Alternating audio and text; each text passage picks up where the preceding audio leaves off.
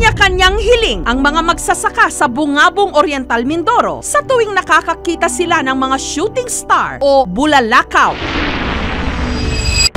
Pero hindi nila lubos akalain na isang araw, meron ngang babagsak sa kanilang bayan na posibleng maghango sa kanila sa kahirapan. Ang magsasaka ng Mindoro Oriental, nakatakda na nga bang maging milyonaryo? Umaga ng March 2011, nabulabog ang buhay ni Fredo. Nung nagsisiba ako ng kahoy, nakarinig ako ng malakas na tunog. Sabi ko, ano yun? Lumindol ba? Umuga kasi yung lupa. Nakita ko na lang, umuusok yung lupa. Tapos, bago po yung bumaksak, nakita ko po siya lumilipad ng ganun. Tapos, nag-aapoy.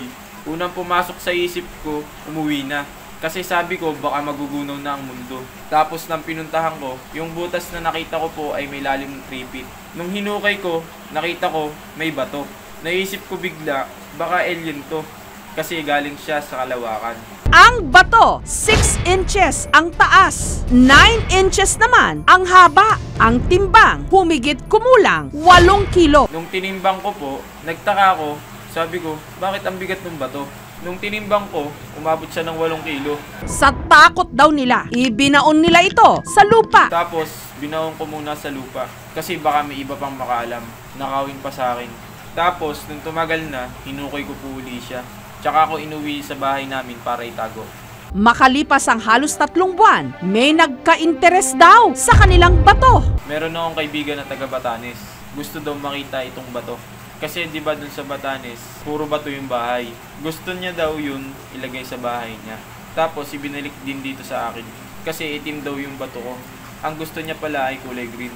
Sabi ko nga, bumili na lang ng pintura. Tapos pinturahan na lang ng kulay green. Kasi gusto ko na talagang ibenta yun eh. Ang bigat kasi kapag binubuhat. Mula noon, ang bato, itinago na lang ni Fredo sa kanilang aparador hanggang may napanood daw sila sa internet na nahahawig sa pinaka-iniingatan nilang bato. Kaya sila nagkaideya na baka ang hawak nila isang meteorite galing sa kalawakan. May napanood ako sa YouTube na bato. Ganon din yung kulay, maitim. Tapos napaisip ako baka totoong bulalakaw yung hawak ko. Ayon pa sa nakuha nilang impormasyon, pwede itong magkahalaga ng humigit kumulang 400 million pesos. Ang sabi kasi dun sa napanood ko, $1,000 daw yun per grams. Ang computation ko po ay... sir, may hina po ako sa math. Wala bang choices dyan? O peram na lang ng calculator, sir? Ito, sir.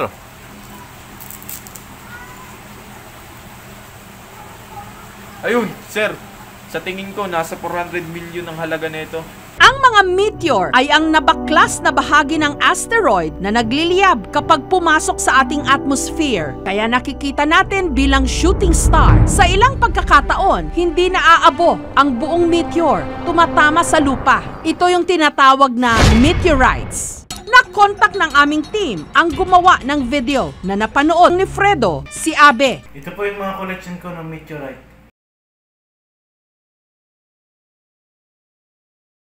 Nagsimula kasi akong mangolekta nito nung napanood ko yung Meteor Garden. Kasi ang idol ko po talaga doon ay si Dao Mingsu. Ayon kay Abe, kada isang meteorite, kada gramo raw nito, pwedeng umabot ng $20 to $100. Ang nakaka-apekto sa klase ng meteorite ay kung anong klase ito.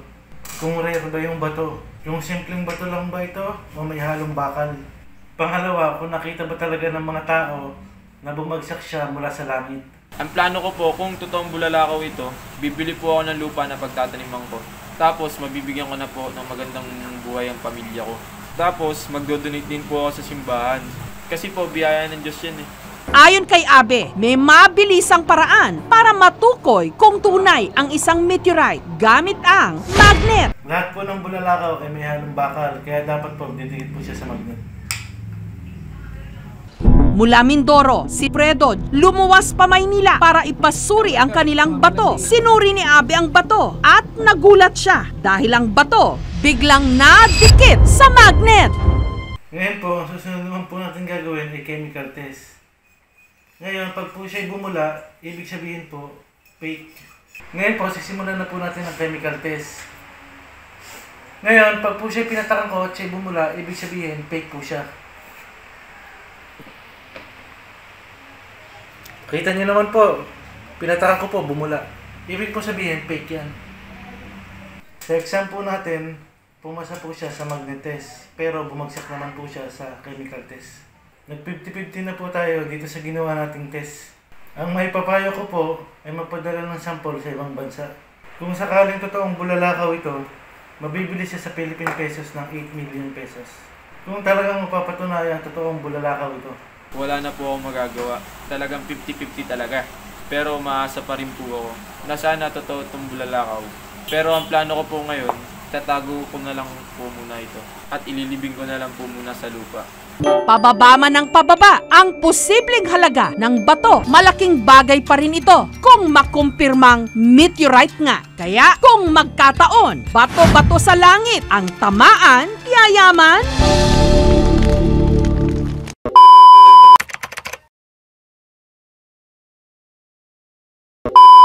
Yo, shoutout nga pala sa mga tropong 24/7 dyan. Magbe-28 na, magambagan na kayo. Yung mga t-shirt natin, 2 araw na lang. Baka bimig ang mga itatak doon. Yo, shoutout sa mga pamilya ko na sa probinsya ngayon. Si Tatay Joel ko, si Nanay Linda ko, yung kapatid ko na si Kuya Jomar, si Anilin, saka si Mona Lisa, si Michael Jim, saka si Jumare, saka si Jingjing.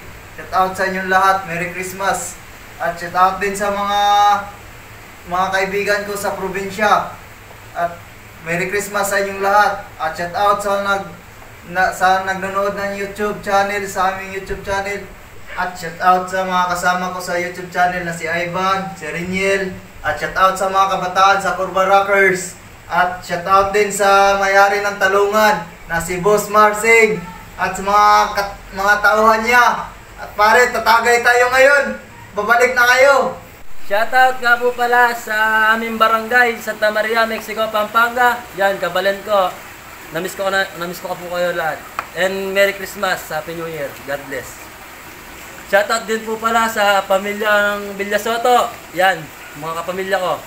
Merry Christmas, Happy New Year. Shoutout nga pala sa mga nanonood sa amin lagi dyan sa vlog na yan. Sana abangan nyo itong vlog na ito. Siyempre, napanood nyo na ito. Shoutout nga para kay Boss Kimpoy. Ang nickname niya po ay alias The Game. Shoutout nga po pala sa mga Curva Rockers dyan sa 24/7. Mag-anniversary na po kami. Sana tulungan kami ni Lord para matuloy ang aming anniversary. Shoutout din sa mga tumutulong sa amin sa araw-araw. Merry Christmas nga po pala sa lahat ng mga viewers namin dyan. Sana mag-enjoy kayo at matuwa ngayong Pasko. Sana tuloy-tuloy lang ang ating pagsuporta sa aming YouTube channel. Salamat. Happy New Year again. In advance. Merry Christmas. Yun lamang. Maraming salamat sa lahat. Dapat salamat. And huwag nyo po din kakalimutan mag-like, mag-share, and mag-subscribe sa aming YouTube channel.